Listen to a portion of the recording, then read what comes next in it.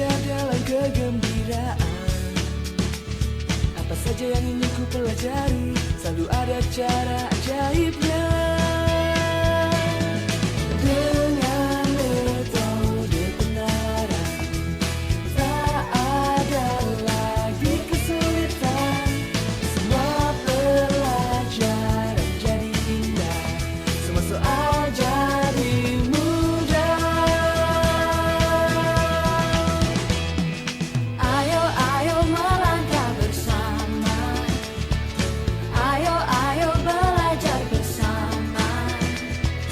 Mari melukis pelangi cita-cita bersama Neutron Yogyakarta. Langkah pasti meraih prestasi. Ayo, ayo melangkah bersama. Ayo, ayo belajar bersama.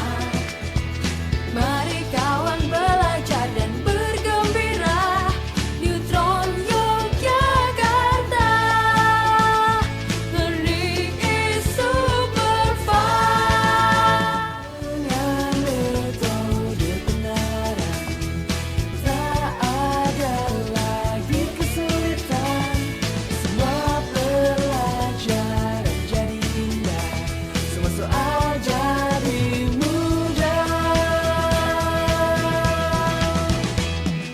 Ayo, ayo melangkah bersama. Ayo, ayo belajar bersama.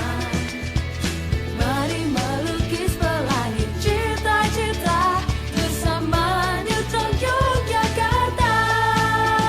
Langkah pasti meraih prestasi. Ayo, ayo melangkah bersama. Ayo, ayo belajar bersama. Mari kawan belajar dan bergembira. Neutron Yogyakarta, learning is super fun.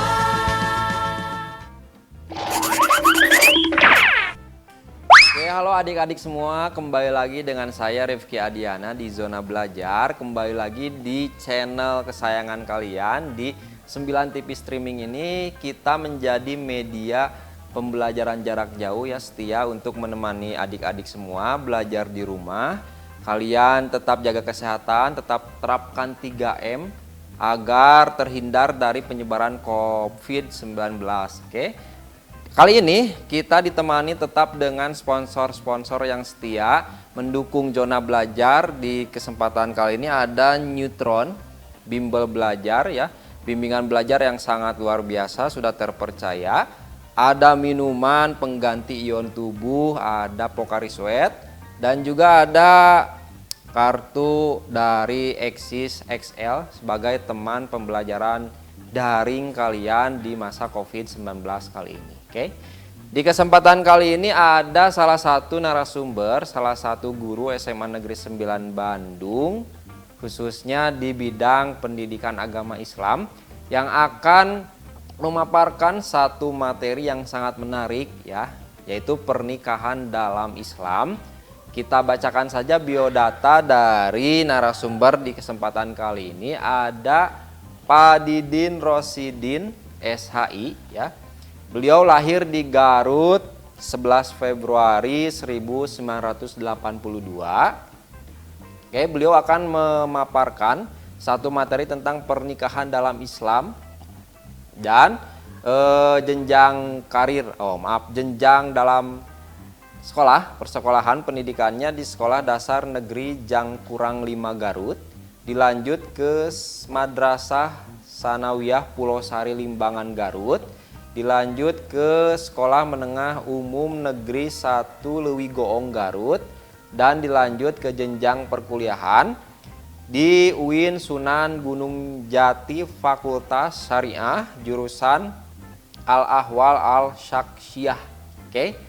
Kita akan panggil, kita undang pemateri yang luar biasa di hari ini. Ada Pak Didin Rosidin SHI, silahkan memasuki studio dari Zona Belajar. Ya. Alhamdulillah. Alhamdulillah Pak Ustadz. Alhamdulillah. Kumaha Kang Rifki sehat? Alhamdulillah sehat. Pak Didin sehat Pak? Alhamdulillah sehat. Semakin bugar, sehat, badannya semakin berisi. Semakin terdepan. Terdepan. Yamaha. Sudah lama ini apa? Sudah lama di rumah, Ya, jarang alhamdulillah beraktivitas. Mungkin di sekolah kan temu dengan anak-anak, banyak aktivitas. Sekarang di rumah mungkin pembelajarannya agak fasih. Iya betul. Terasa. Terasa Pak. Ya terasa gitu kan. Yang menjadi kendala adalah cara penyampaian ke suatu materi itu. Oke, materi. Agama itu kan terkadang ada praktek. Kemarin udah 2 pertemuan, saya menyuruh anak-anak untuk menghafal Quran surah Luqman 2 ayat gitu kan. Oke. Kemudian kata saya, video kirimkan. Saya bingung ini apakah dia membaca atau menghafal gitu kan. Bedanya itu ya. Ya, jadi membedakannya. mau misalkan saya nyangkanya membaca takutnya menghafal. Takutnya mungkin saya ngasih nilai menghafal dia membaca, akhirnya ya tidak objektif lah dalam penilaian itu kan. Jadi lebih husnudon ya Pak. Ya udah aja intinya husnuzon, yang penting saya sudah menyampaikan anak-anak dihafal ya, jangan dibaca gitu kan. Jadi anak-anak kalian harus menerapkan apa perintah dari Pak Didin ya, tugasnya gimana, jadi jujur lah ya Pak ya. iya betul. Nah, Jujur. Jadi sulit lah dalam menyampaikan materi secara maksimal gitu kan. Terkadang kan anak-anak jam 8 baru bangun. Tuh, gitu banyak. kan. Ya di sini harus kerjasama antara guru sekolah dengan orang tua Orang gitu tua kan. ya untuk memantau peserta didik, karena sulit ya dari ratusan peserta didik kalau dipantau per orang dan posisinya tidak langsung di kelas kan sulit ya Pak ya. Dan saya pun pernah ditelepon sama orang tua, Pak tolong bantu anak saya karena dia belum bangun jam 9 gitu kan. Insya Allah Bu, saya akan telepon gitu kan ya. Itulah kendalanya banyak. Iya. Makanya di sini kalau saya pribadi mengamalkan prinsip permudah lah, jangan dipersulit gitu kan. Ya.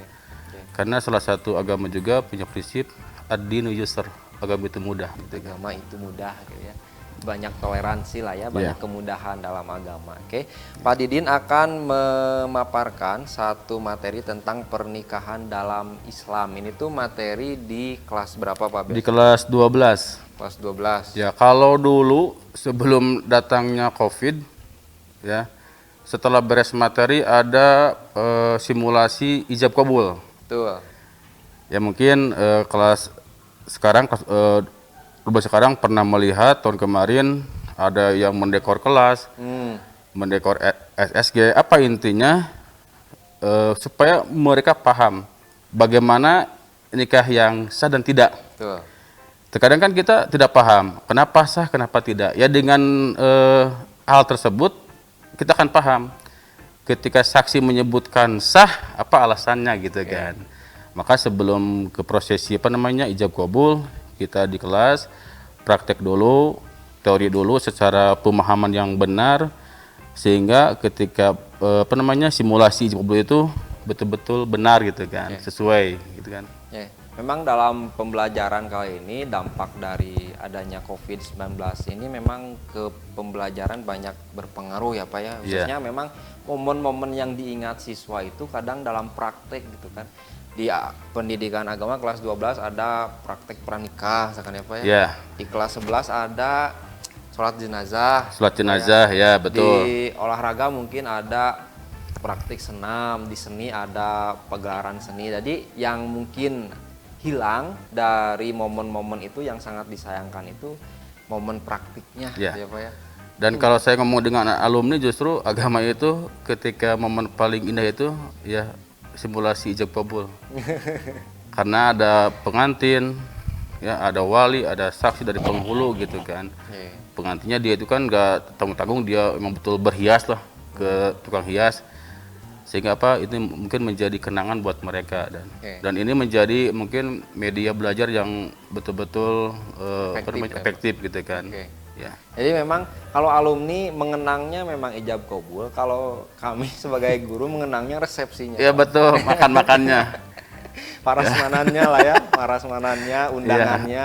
Ya alhamdulillah berkah untuk semua lah ya. Ya alhamdulillah gitu kan. 1 minggu kita kan nggak makan di kantin lah. Iya.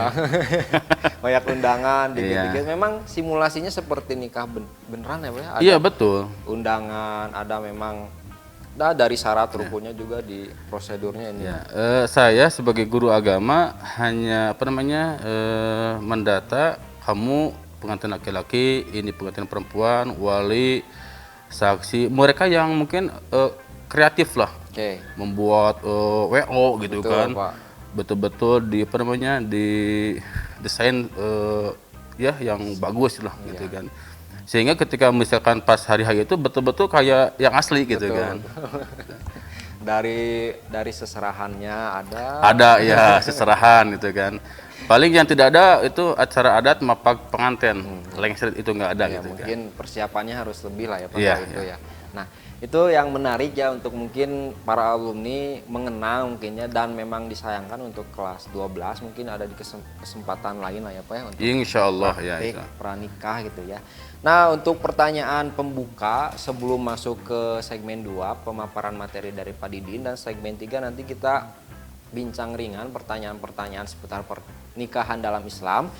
Pertanyaan pembukanya Pak, dalam Islam tuh nikah itu menyempurnakan setengah agama. Nah maksud dari setengah agama itu tuh apa Pak? Ya betul. Jadi apapun yang kita lakukan sebelum nikah itu jauh berbeda dengan setelah menikah dalam hal pahalanya. Oke.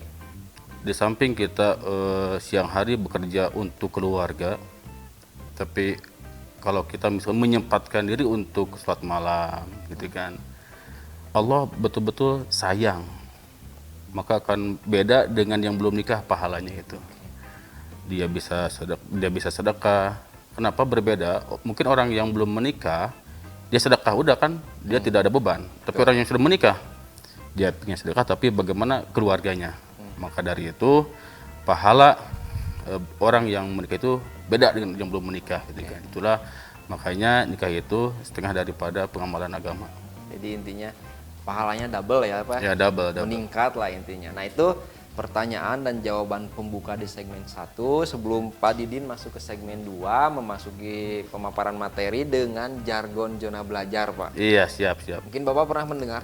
Pernah lihat streaming 9? Oke, saya ulang aja ya Pak. Iya. Kalau saya bilang zona belajar, Bapak bilang zonanya para pelajar. Siap. Oke, siap Pak. 1, 2, 3, zona belajar. Zonanya para pelajar. Oke, selamat menyaksikan pemaparan materi dari Pak Didin Rosidin. Otska, diri yang kuinginkan selalu ada selangkah di depanku. Hanya dengan satu gol. Hanya dengan satu suara. Hanya dengan satu kata. Hanya dengan satu warna. Hanya dengan satu gerak. Hanya...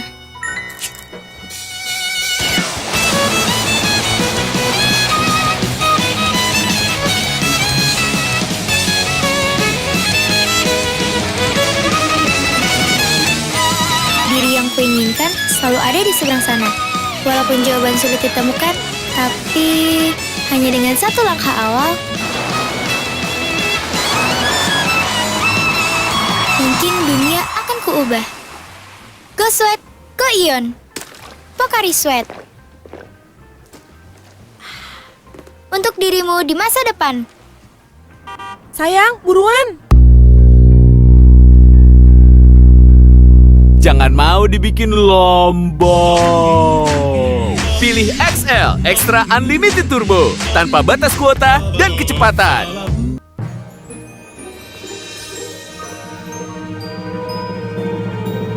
Selamat datang di Neutron Yogyakarta. Tempat belajar yang menyenangkan. Ruang kelas nyaman, asyik banget cara mengajarnya. Hei, Dek, anak kesini. Fasilitasnya lengkap. Semua fasilitas ini tersedia di lebih dari 80 cabang Neutron Yogyakarta. Pengolahan data hasil ujian pun cepat dan akurat.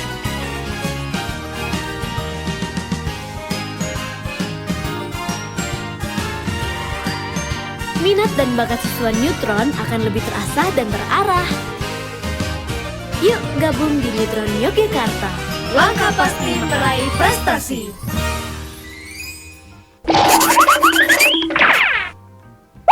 Assalamualaikum warahmatullahi wabarakatuh.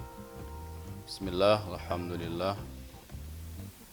Ilahi anta maksudi urduqa matlubi antini mahabbataka wa ma'rifatak.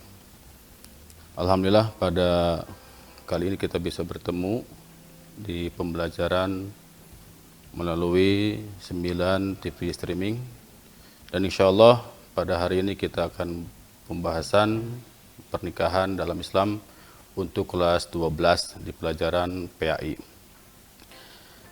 Nikah itu salah satu pembahasan yang banyak diminati sama kelas 12. Kenapa? Karena ada sebagian orang yang setelah beres SMA mungkin dia nggak kuliah, nggak kerja, tapi ke nikah. Makanya ketika dia mau nikah beres SMA, terkadang siswa tersebut banyak bertanya lah, kenapa? Mungkin untuk bekal di kehidupan rumah tangganya. Untuk itu kita bahas dulu. Nikah itu punya pengertian. Yang pertama ada pengertian secara bahasa, yang kedua ada menurut istilah. Nikah menurut bahasa adalah mengumpulkan, menggabungkan, atau menjodohkan.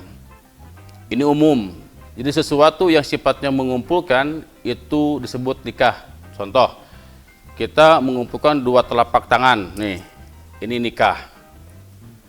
Ya, mengumpulkan misalkan tangan ke pipi, ini nikah. Jadi yang sifatnya mengumpulkan itu nikah secara umum bahasa. Ada lagi pengertian nikah secara syariat Islam. Ya, ini yang secara istilah yang khusus, penghususan. Nikah adalah akad yang menghalalkan pergaulan antara laki-laki dan perempuan yang bukan mahramnya, yang menimbulkan hak dan kewajiban masing-masing. Di sini ada kata-kata akad, ucapan. Ya, makanya ketika antar nikah ada istilah ijab qabul, perkataan, gitu kan. Setelah misalkan dianggap sah itu nikah, kan? Nanti akan akan mengakibatkan menghalalkan pergaulan. Sebelum nikah gaul itu haram, tidak boleh. Setelah nikah maka bebas gaul. Antara siapa? Laki-laki dan perempuan. Pahami ya, di Islam itu tidak mengakui pernikahan antara cowok dan cowok, tidak. Ya, itu namanya haram. Jadi nikah itu laki-laki dan perempuan. Di Islam tidak mengakui adanya nikah sejenis, laki-laki ke laki-laki, perempuan ke perempuan, tapi tetap harus laki-laki ke perempuan. Dan ada syaratnya yang bukan mahramnya. Apa arti mahram? Seseorang yang haram dinikahi. Contoh, laki-laki adik ke kakak, itu kandung, itu haram. Orang tua ke anaknya itu mahram, kakek ke cucunya itu mahram. Ya, kemudian dengan akad yang tadi itu akan menimbulkan hak dan kewajiban. Jadi setelah menikah itu akan timbul hak dan kewajiban. Apa saja hak istri dan hak suami. Itu dibahas di depan ya. Itu pengertian nikah menurut syariat Islam, dan banyak lagi pengertian nikah menurut yang lainnya, diantaranya menurut undang-undang ya. Saya tidak akan bacakan. Dalil pernikahan, karena ini agama harus ada dalil supaya apa? Apa yang kita perbuat tidak keluar dari rel agama, gitu kan. Saya akan membacakan arti Quran surah Ar-Rum ayat 21. Dan di antara tanda-tanda kekuasaannya ialah dia menciptakan untukmu istri-istrimu dari jenismu sendiri. supaya kamu cenderung dan merasa tentram kepadanya, dan dijadikannya di antaramu rasa kasih dan sayang. Sesungguhnya pada yang demikian itu benar-benar terdapat tanda-tanda bagi kaum yang berfikir. Jadi di ayat ini Allah menekankan pernikahan itu ya dengan tujuan litaskunu ilaiha. Allah akan membuat kita tentram hati, damai hati ya dengan nikah diantaranya. Dan Allah jadikan juga mawaddah warohmah. Apa arti mawaddah?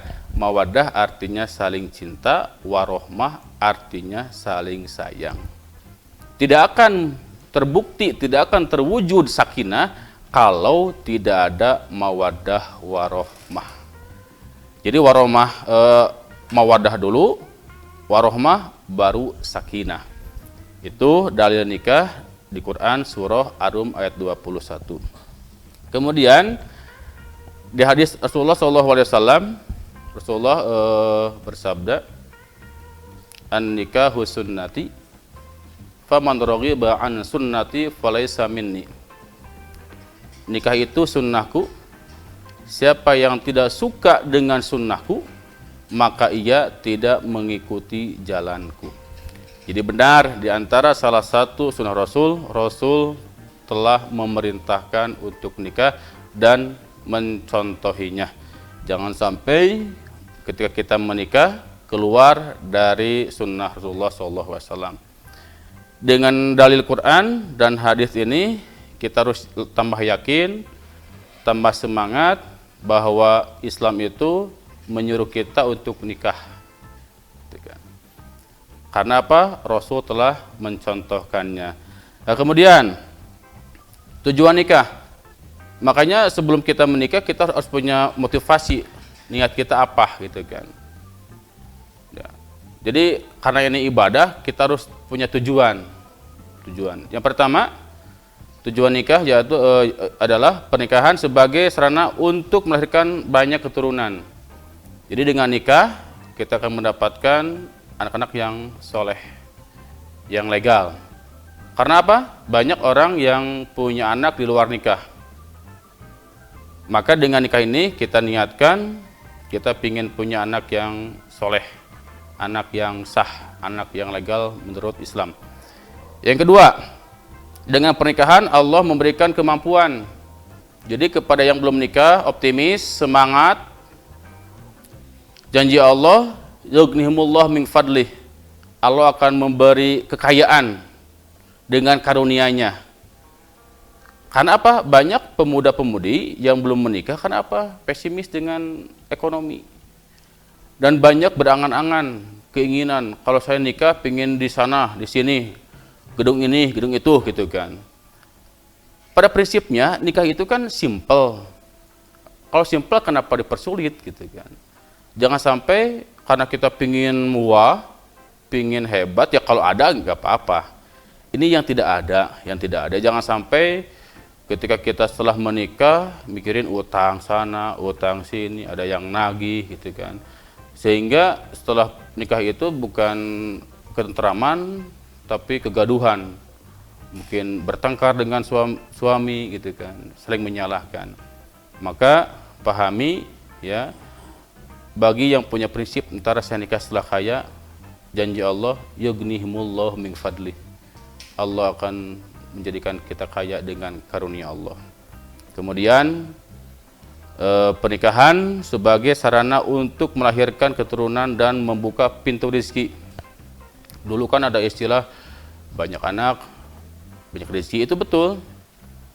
Karena ketika Allah menciptakan manusia beserta rezekinya. Istilah Sunda mengatakan jelema hirup jeung huripna. Apa maksudnya? Orang hidup dengan rezekinya. Allah ngasih kita potensi akal. Silakan kita mencari rezeki yang halal. Kemudian pernikahan dapat melahirkan ketentraman dan kasih sayang secara sempurna. Tadi dibahas di Quran surah Ar-Rum ayat 21, ya kan? Jadi salah satu yang akan membuat kita tenang jiwa adalah dengan nikah. Ini janji Allah, litaskunu ilaiha. Allah akan menjadikan kita tentram, tenang. Sesuatu yang kita inginkan sebelum menikah, pas menikah Allah perbolehkan, Allah halalkan. Karena apa? Sudah sah akadnya. Sudah sah akadnya. Kemudian pernikahan sebagai konsekuensi Allah menciptakan manusia secara berpasang-pasangan. Ya di sanalah kenapa Allah menciptakan laki-laki, perempuan. Untuk apa? Untuk saling melengkapi. Melengkapi ini ya ada caranya dengan nikah. Jangan kayak binatang gitu kan, suka kejar jangan, ada tata caranya. Jangan sampai kita menyalahi menyalahi hukum Islam, jangan sampai kita menyerupai binatang. Maka untuk mencapai kata-kata ketentraman jiwa ya dan lain sebagainya, Allah telah menyuruh kita menikah dan Rasul telah mencontohkannya. Terakhir, pernikahan dapat menjaga pandangan dan nafsu. Sebelum menikah kita ingin berbuat ini, berbuat itu, setelah menikah ya sudah halal. Maka di bukunya Bapak Quraish Shihab dikatakan sakinah itu diambil dari kata sikin, artinya pisau. Perumpamaannya, kalau ada binatang yang mau disembelih, kan dia berontak gitu kan. Contoh kemarin Idul Kurban, mungkin kita melihat penyembelihan sapi, penyembelihan domba, penyembelihan kambing. Sebelum disembelih kan itu berontak kan. Setelah disembelih, ya maka sikin, tenang, tentram, pasif gitu kan. Itu tujuan nikah. Maka sebelum kita menikah, kita harus punya tujuan. Kenapa? Supaya terarah. Sekarang hukum pernikahan. Jadi si A dan si B meskipun usianya sama, belum tentu hukumnya sama dalam hal pernikahan. Tergantung orangnya. Yang pertama ada hukumnya mubah. Itu awal hukum pernikahan, asal hukum pernikahan hukumnya mubah. Mau nikah silakan, enggak apa-apa. Yang kedua ada wajib. Mengapa lompat ke wajib? Ya, apa cirinya? Apa definisinya gitu kan? Yang wajib itu dia sudah mampu untuk menikah, sudah punya bekal dan dia takut terjerumus. Kalau sudah gitu berarti dia wajib menikah. Dia sudah mampu ilmunya, ekonominya mampu, dan takut terjerumus, maka hukumnya adalah wajib. Yang kedua ada sunnah. Yang bagaimana yang sunnah? Punya bekal, tetapi mampu mengendalikan nafsu. Kita punya bekal nih, tapi kita mampu berbuat zina, gitu kan?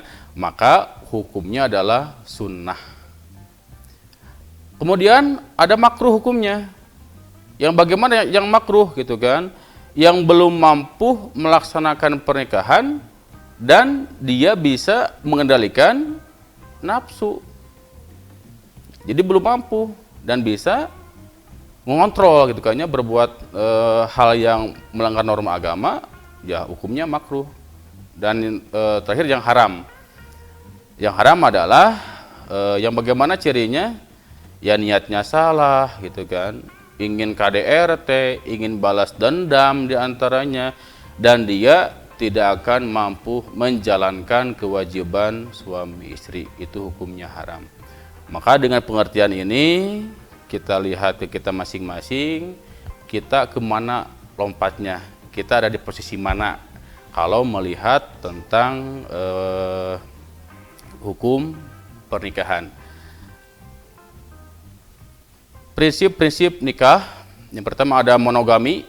Apa arti monogami? Istri bersuami satu dan sebaliknya. Suami beristri satu. Kemudian ada poliandri. Apa arti poliandri?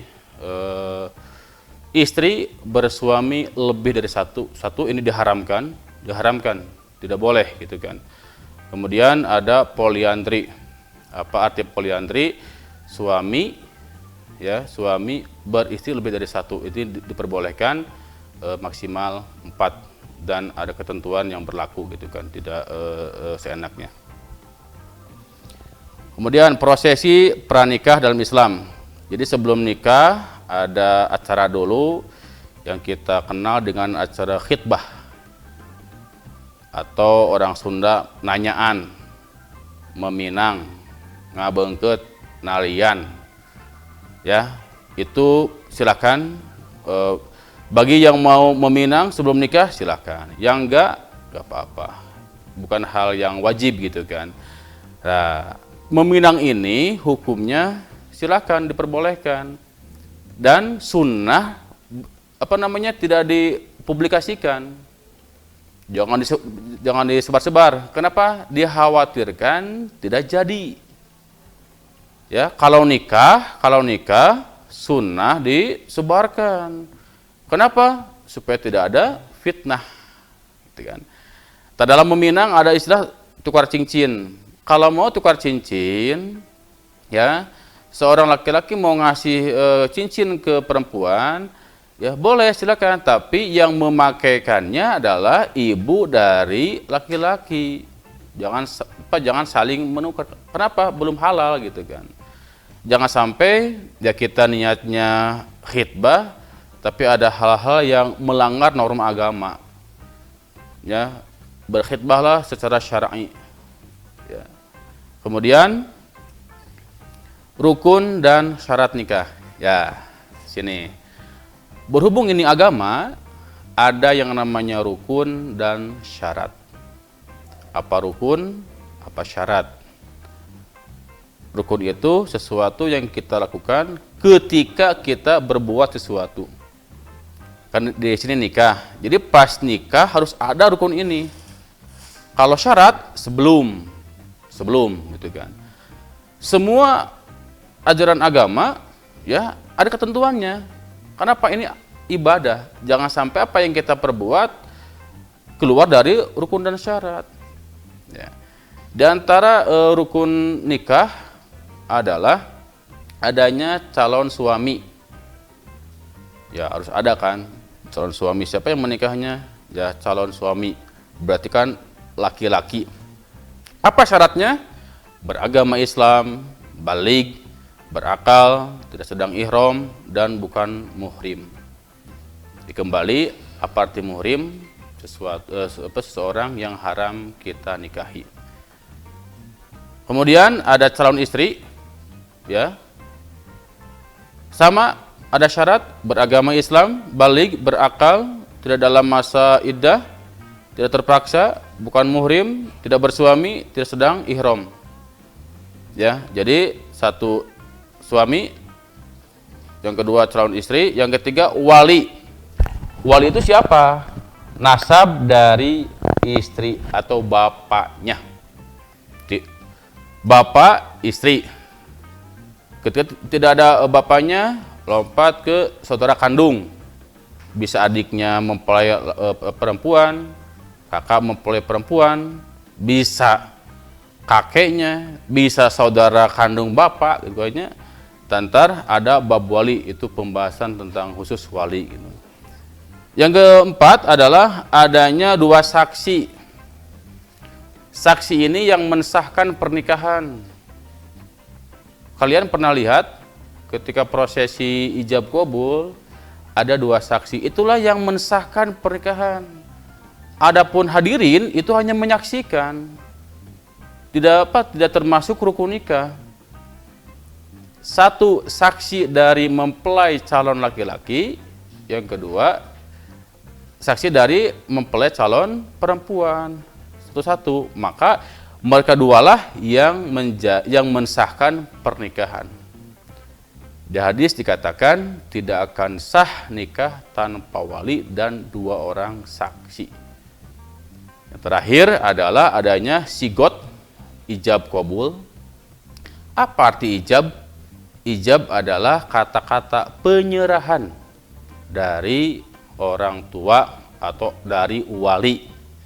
Qabul artinya kata-kata penerimaan dari calon pengantin laki-laki. Misalkan ada kalimat ya. Ananda fulan bapak nikahkan dan kawinkan kepada anak bapak yang bernama fulana dengan mas kawin emas 4 gram dibayar tunai. Itu kata-kata ijab. Adapun kata-kata qabul, ya, saya terima nikah dan kawinnya anak bapak yang bernama fulana dengan mas kawin tersebut dibayar tunai. Dalam ijab qabul harus ittisal. Apa ittisal? Nyambung. Ketika seorang wali mengatakan dengan mas kawin 4 gram emas tunai, maka langsung direspon sama calon pengantin laki-lakinya. Ya, jangan sampai ada jeda. Kalau ada jeda atau mungkin gugup, ya seharusnya saya terima malah dia bilang tunai, ya tidak akan sah. Jadi ketika tunai, kata-kata akhir ijab dari seorang wali, si calon pengantin laki-laki berkata saya terima nikah, ya.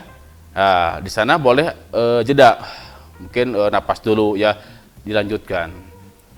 Dan ketentuan ijab qabul itu apa? Harus menggunakan bahasa yang jelas bahasanya. Seperti ankah tuka wajawaz tuka, gitu kan. Saya nikahkan engkau, saya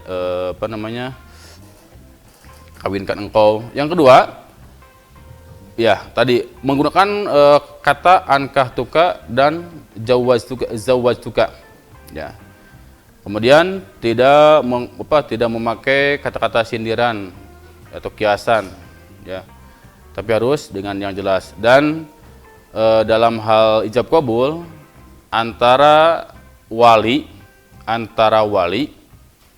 yaitu ayahnya calon pengantin laki-laki dengan calon pengantin laki-laki, wali itu adalah bapaknya calon pengantin perempuan, ya, dengan calon pengantin laki-laki harus satu majelis.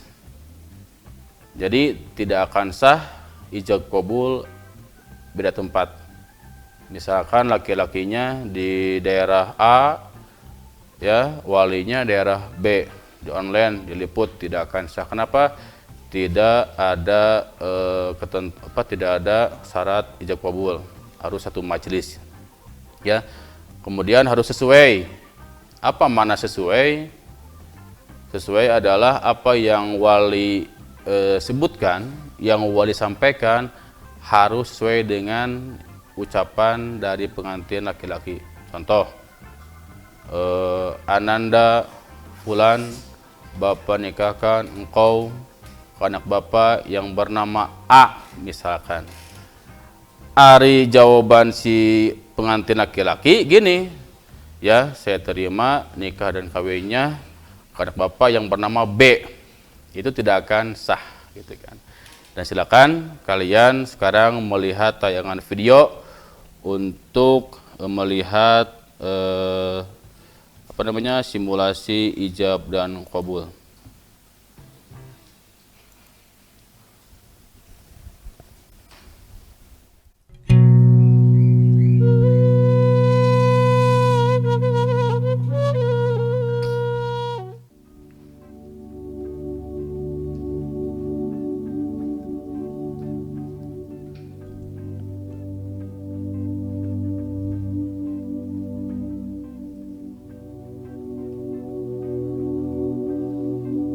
أعوذ بالله من الشيطان الرجيم بسم الله الرحمن الرحيم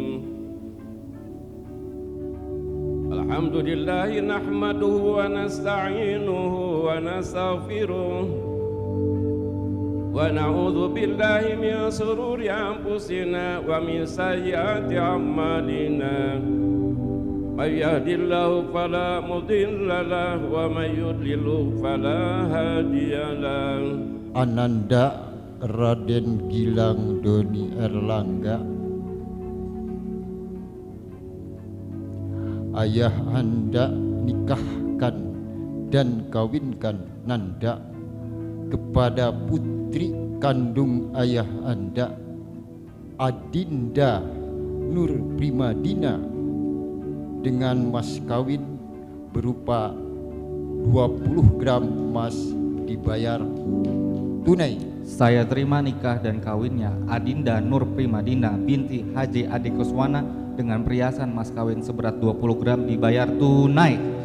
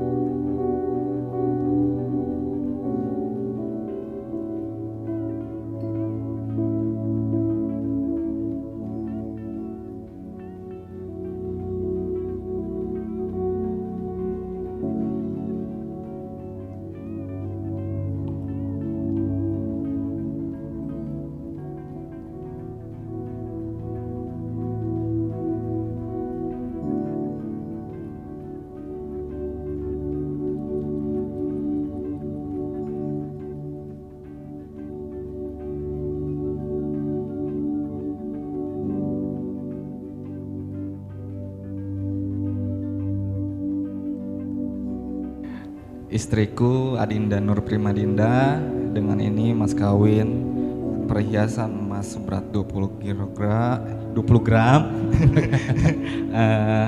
saya berikan kepada Nanda untuk dapat digunakan dengan sebaik-baiknya. Terima kasih. Enggak, teh dijawab teh. Gilang, terima kasih atas maharnya. Insya Allah akan dipergunakan sebaik-baiknya. Asli.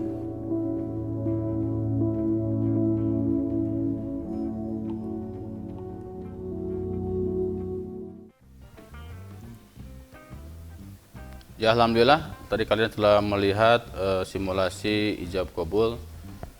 Tadi di dalam ijab kabul ada kata-kata mas kawin. Mas kawin itu adalah merupakan kewajiban suami kepada istrinya.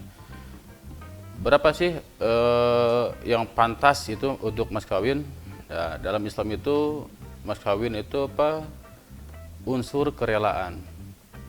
Jadi sebaik-baiknya laki-laki yang ngasih mas kawin besar, menghargai dirinya dan istrinya dan keluarganya. Tapi perempuan yang paling baik adalah tidak menentukan mas kawin, kumaha. Jadi di sini apa? Unsur kerelaan, unsur keikhlasan. Mas kawin itu boleh kontan dan bisa juga dianjuk gitu kan. Tapi bagi laki-laki kalau mau dianjuk harus ada kesepakatan sebelumnya dan ada konsekuensi. Ketika malam hari istri misalkan atau suami ngajak bobo ke istrinya dan istri boleh menolak. Karena apa? Karena belum membayar mas kawin. Ada ulama yang mengatakan mas kawin itu adalah untuk menghalalkan farji. Kemudian setelah ijab kabul yang kita biasa lihat, kita biasa laksanakan, ya, ada walimatul ursh. Ya, apa artinya? Resepsi pernikahan. Jadi dikatakan aulim walau bisyatin. Resepsilah, pestalah walaupun menyembelih kambing. Apa mananya dalam pesta ini? Kita mengundang, kita bersedekah, kita bisa membuat musafahah, bermuwajahah, ya. Karena apa? Jangan sampai ada timbul fitnah. Kenapa terus berduaan kemana-mana? Kenapa dibonceng? Kenapa hamil? Makanya nikah itu sunnah disebarluaskan. Ya, beda dengan dengan khitbah gitu kan. Jadi pesta itu, pesta dalam nikah disebut walimatul ursh, harus gitu kan.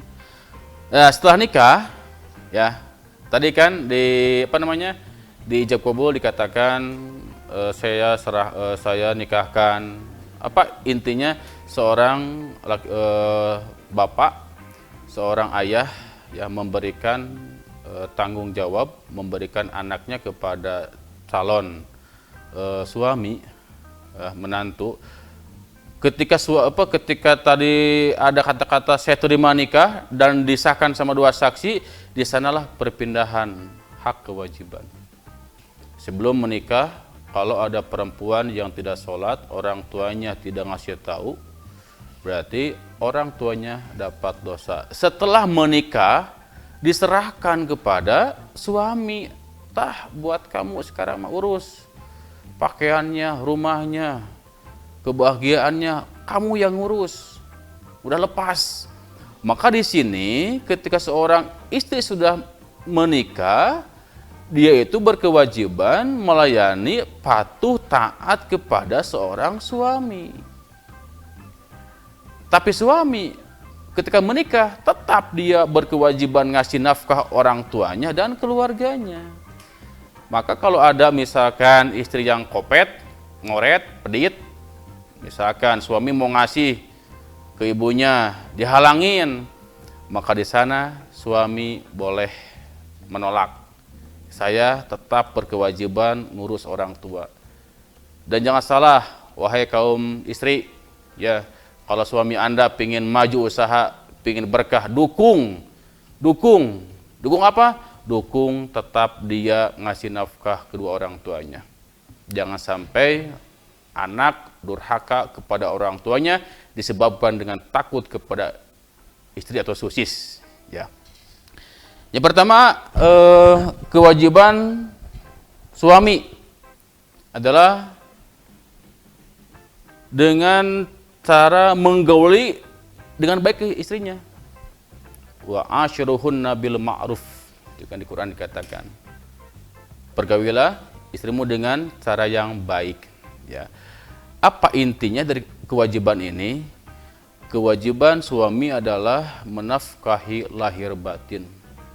Nafkah lahir banyak, sandang, pangan, papan, wajib dilaksanakan sama seorang suami.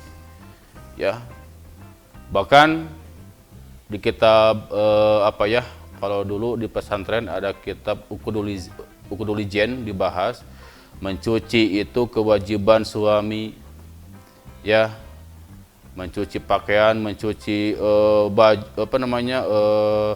piring, sendok, gitu kan. Setelah makan itu kewajiban seorang suami. Bahkan menyusui juga kewajiban suami. Bagaimana caranya? Setelah si istrinya menyusui anaknya, ya dikasih upah, gitu kan. Ya, nah kewajiban suami hanya satu, taat, turut terhadap perintah suami. Jadikanlah nikah ini untuk menambah pahala. Meskipun kewajiban suami kita bantu, kita wajib taat terhadap perintah suami. Ya. Pokoknya dalam hal ini jangan saling menuntut hak kewajiban, laksanakanlah kewajiban, ntar timbul hak. Karena banyak percekcokan, bahkan sampai ke perceraian. Apa masalahnya? Suami ego, saya teh suami wajib kamu hormati, wajib kamu layani, gitu kan. Nah, di lain pihak suami tidak berperan sebagai suami. Apa intinya? Tidak menjalankan sebagai suami, lupa kewajibannya. Jadi dengan hak kewajiban sama-sama mengerti, sama-sama dilaksanakan, insya Allah akan timbul sakinah, mawaddah, warohmah. Itu tujuan nikah. Kemudian hal-hal yang memutuskan pernikahan, insya Allah ini akan dibahas di pertemuan berikutnya. Untuk kali ini cukup sekian yang Bapak sampaikan. Mudah-mudahan jadi ilmu yang bermanfaat, khususnya bagi kalian kelas 12 yang sudah ada niatan untuk menikah. Mudah-mudahan sukses. Sekian. Assalamualaikum warahmatullahi wabarakatuh. Otska, diri yang kuinginkan selalu ada selangkah di depanku. Hanya dengan satu gol. Hanya dengan satu suara. Hanya dengan satu kata. Hanya dengan satu warna. Hanya dengan satu gerak. Hanya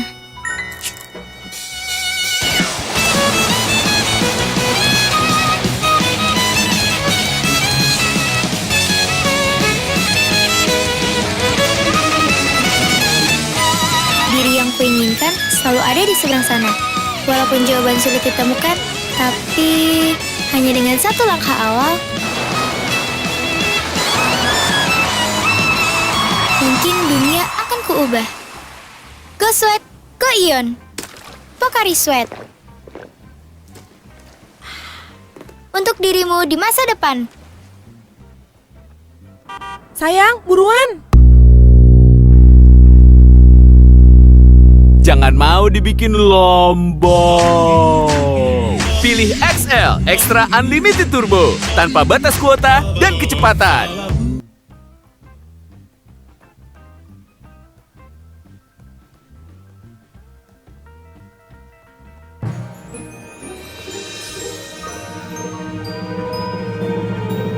Selamat datang di Neutron Yogyakarta. Tempat belajar yang menyenangkan. Ruang kelas nyaman, asyik banget cara mengajarnya. Hei, ayo dek, kesini. Fasilitasnya lengkap. Semua fasilitas ini tersedia di lebih dari 80 cabang Neutron Yogyakarta. Pengolahan data hasil ujian pun cepat dan akurat.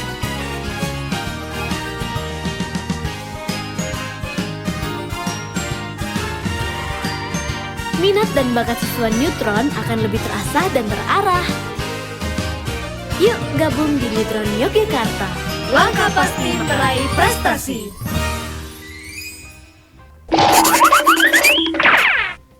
Kembali lagi dengan saya Rifki Adiana di segmen 3. Saya akan memandu segmen 3 ini. Kita bincang-bincang ringan dengan Pak Didin. Iya, Mas Guru Rifki. Pendidikan Agama Islam yang sudah menjelaskan tadi mengenai pernikahan dalam Islam. Sudah dijelaskan secara detail, ada syaratnya, rukunnya. Sudah dijelaskan oleh Pak Didin. Kita bincang-bincang ringan. Ada beberapa pertanyaan yang akan diberikan nih Pak. Iya, Oke? silakan. Kita diskusi aja lah. Ya, sharing. Nah, pertanyaan pertama, mungkin di masa COVID ini segala sesuatu itu identik dengan virtual lah Pak. Ya. Maya ya. Jadi tanpa bertatap muka tuh satu kegiatan bisa terlaksana. Nah ini berhubung dengan pernikahan nih Pak, hukum, syarat ataupun cara dalam nikah virtual tuh gimana nih Pak? Bisa Online dijelaskan? Ya, yang online. Ya. Daring, nikah daring. Ya, nikah daring berarti ntar juga pas itunya daring ya.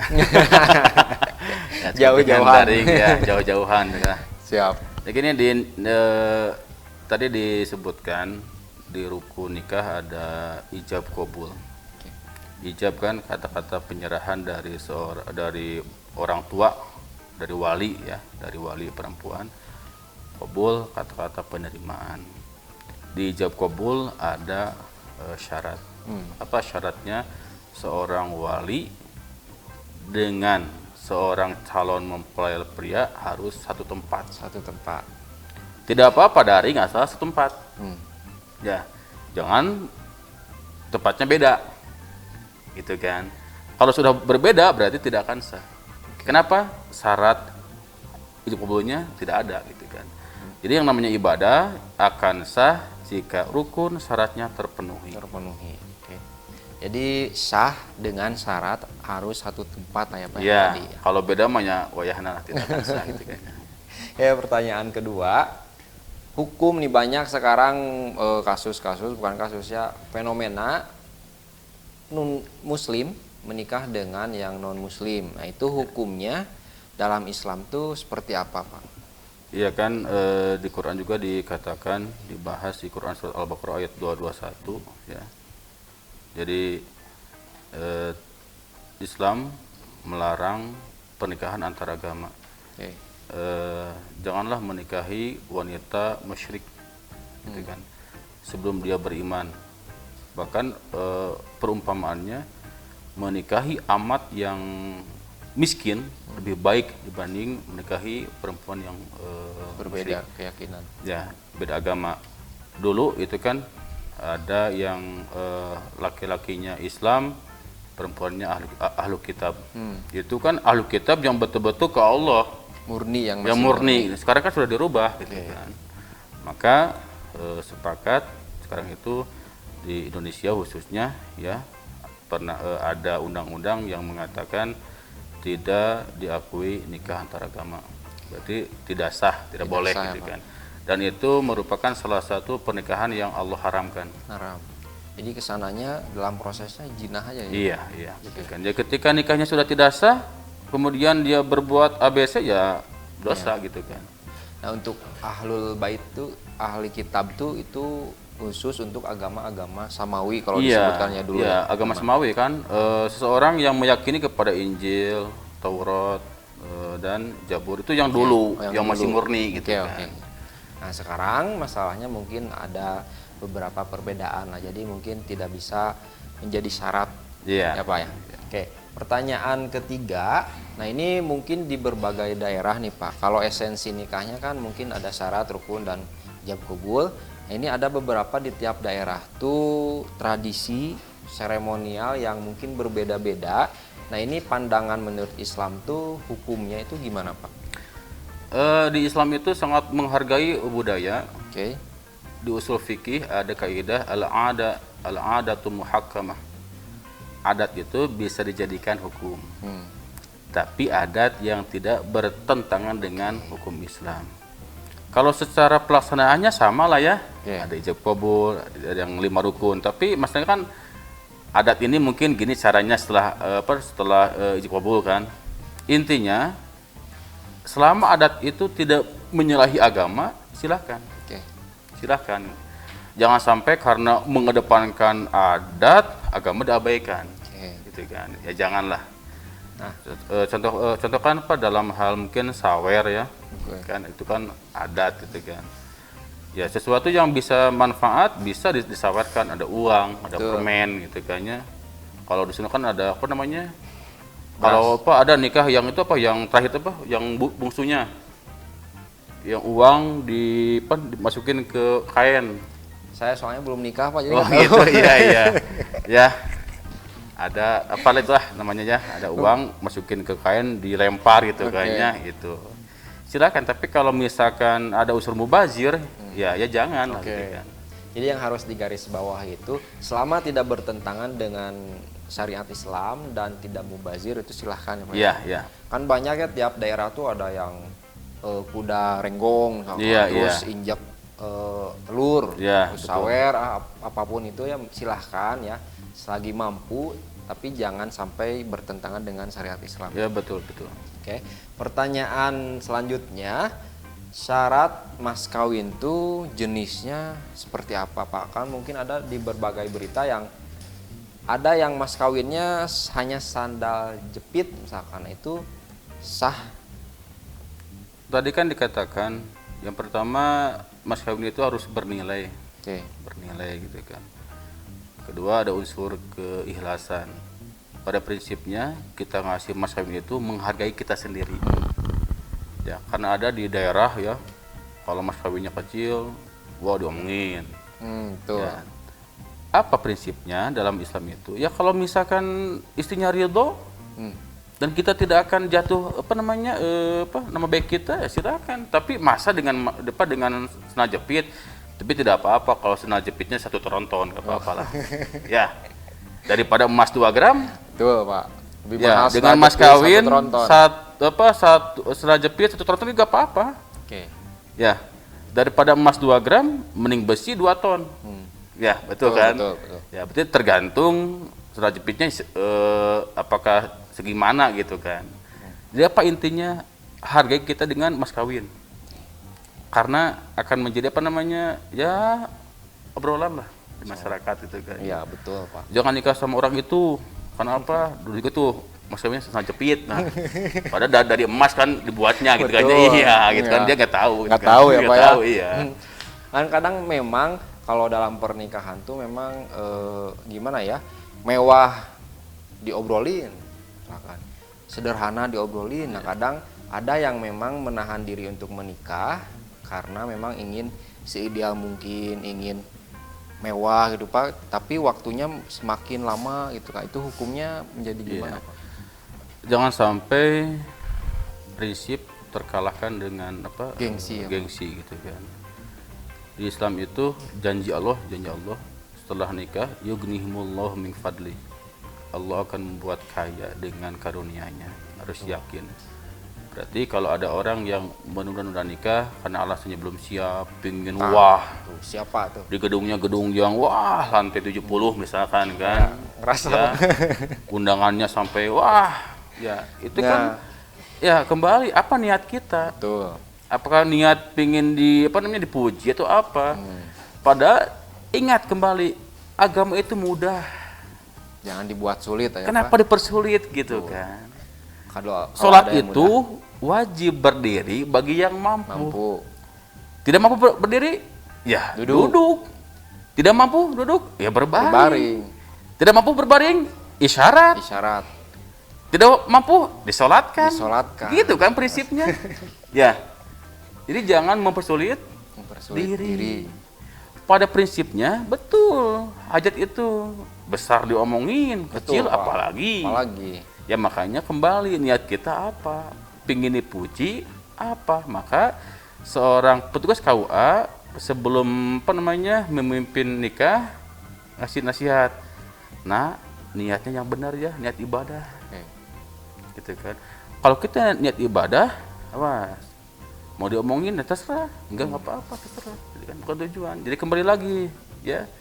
Kita punya planning pingin gini sehingga kita menunda pernikahan. Padahal secara Islam sudah wajib, sudah punya bekal, ilmunya pas, dan kita pun mungkin sering terjerumus ke jurang perzinahan, maka itu hukumnya wajib nikahnya itu. Iya gitu kan. Kemudian jangan sampai prinsip kalah dengan gengsi lah ya. Nah itu untuk yang belum menikah ya dengerin ya. Termasuk saya juga. Oke Pak. Tentang ijab kabul nih Pak, tentang ijab kabul misalkan ada fenomena, ada yang memang dihafal, ada yang ada baca teks. Jadi teks. Nah terus sesakral-sakralnya ijab kabul tuh bisa dijabarkan gimana sih Pak sakralnya ijab kabul dalam pernikahan? Jadi nikah itu kan ibadah yang sakral, biasakon golido, ya perjanjian yang kuat gitu kan. Nanti ke produksi Zona Belajar ganti aja jadi ini Pak, acara kayak Mamah Dedeh gini rame Pak. Jangan atau jadi AA Dedeh. AA Dedeh. AA Ableh kan ada, Ableh apa? Abdel. Nah, saya nanti nanti hostnya kan materinya. Ya ntar lah mungkin biasa sama Pak Misda, Pak Arif senternya diundang ya. Nah, Pak Arif lebih luar biasa, ya, Pak Arif, Pak Misda gitu kan. Soalnya Bu Rika udah iya, yang lebih kompeten lah gitu kan dalam hal ini. Nah, kembali lagi dengan ijab kabul Pak. Ya. Jadi prinsipnya mau dibaca silakan, enggak apa-apa. Enggak apa-apa ya Pak. Karena apa? Sesuatu yang baru itu kan kita grogi ya. Ya. Mungkin di rumah hafal. Ketika banyak orang, ya ada saksi grogi lupa lagi. Ya. Maka antisipasinya ya minta aja teks kepada petugas KUA. Ingat, yang namanya petugas KUA bukan nikahkan, hanya mencatat. Mencatat aja. Ini di masyarakat salah paham. KUA apa tugasnya? Nikahin, salah. Lebih ke administrasi ya. Iya kan, administrasi. Supaya apa? Diketahui sama negara, punya SIM lah, punya surat nikah gitu kan. Ya kalau kita siap dengan dihafal silakan. Kalau takut grogi, ya antisipasinya kita hafalkan, simpan teks. Gitu kan. Ya pendetanya pakai teks udah hafal. Terserah kan. Bahasa pakai bahasa apa? Itulah dari pihak KUA. Bahasa Sunda, bahasa Arab, bebas asal kita paham dan dipahami sama kedua saksi. Jangan sampai karena kita guru bahasa Inggris ya itu paham tapi kan saksinya bingung. Iya. Apa ini? Sedangkan inilah yang mensahkan. Betul Pak. Atau Pak Ansar ya di kita kan ada ya Pak Ansar ya? Ada iya, Pak. Guru Jerman kan? Guru Jerman luar biasa. Iya, gitu pakai bahasa Jerman. Saksinya orang Sunda. Aduh. Ya bingung. Nggak ngerti. Ketika sudah sah, bingung. Ya, kecuali saksinya Bu Ella, Pak. Ya, kecuali ya. Saksi kan harus cowok. Ya, harus laki-laki. Ya, laki-laki, cowok tidak sah. Betul. Ya, gitu kan. Ya, makanya dengan bahasa yang dimengerti oleh kedua saksi. Iya, kedua saksi, wali.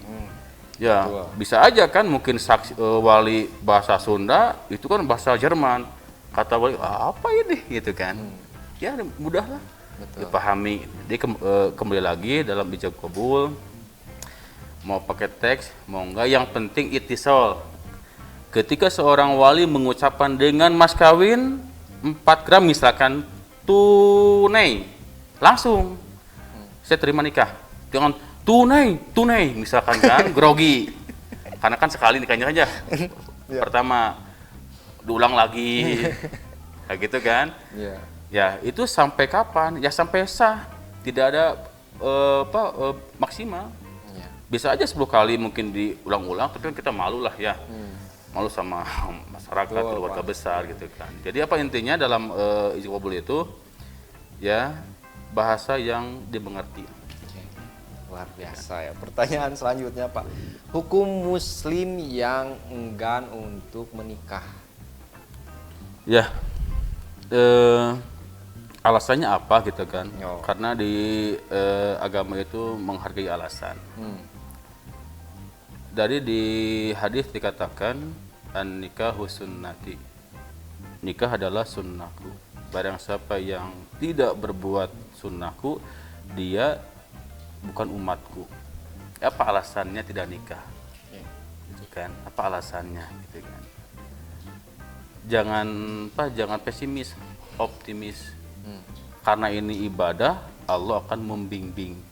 Masalahnya paham tidak?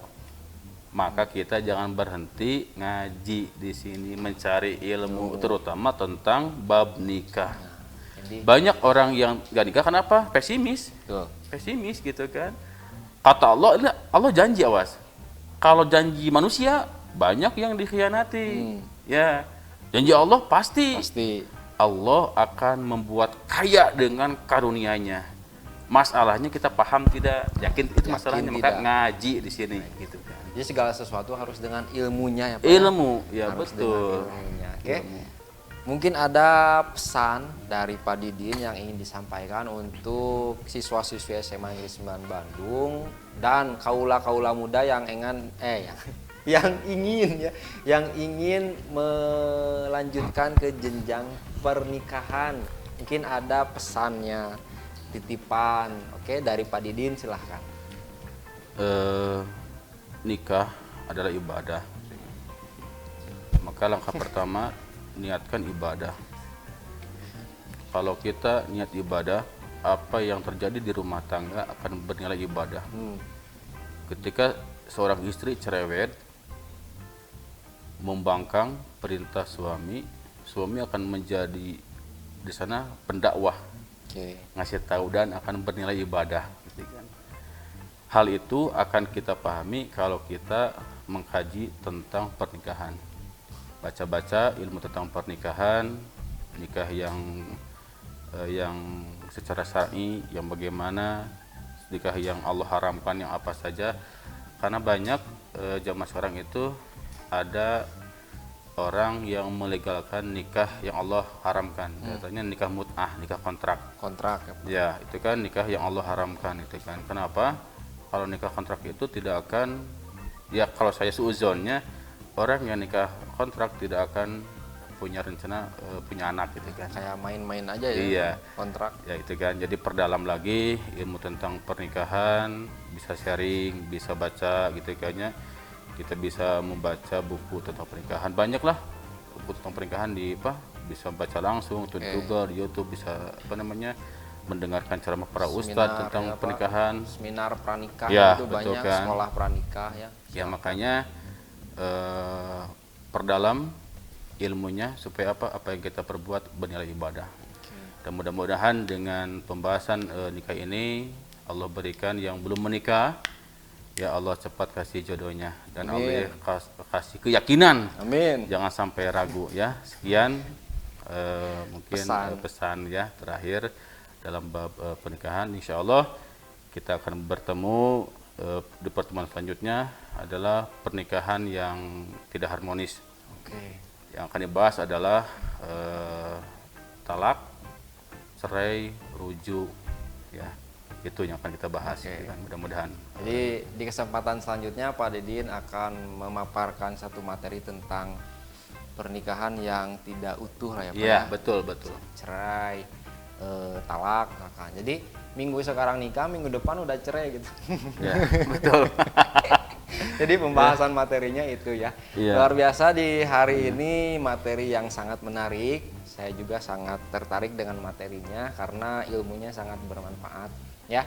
Untuk Pak Didin, terima kasih. Sami-sami Kang Rizky. Sudah Kang Rizky, menyempatkan hadir di studio kami di Zona Belajar. Mudah-mudahan kesempatan minggu depan bisa isi lagi materi ya. Insya Allah doanya. Kasih, kita tutup saja dengan jargon yang tadi Pak, Zona Belajar. Iya, siap. 1, 2, 3, Zona Belajar. Zonanya para pelajar. Oke, terima kasih. Dadah. Sampai jumpa di episode lainnya.